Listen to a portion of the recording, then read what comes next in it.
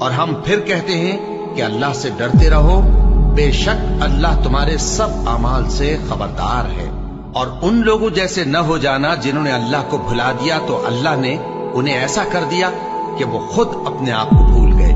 یہی لوگ ہیں نافرمان۔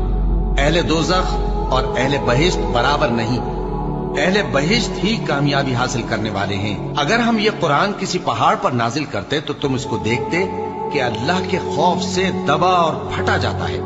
اور یہ مثالیں ہم لوگوں کے لیے بیان کرتے ہیں تاکہ وہ غور کریں۔ وہی اللہ ہے جس کے سوا کوئی معبود نہیں، پوشیدہ اور ظاہر کا جاننے والا، وہ بڑا مہربان ہے، نہایت رحم والا ہے۔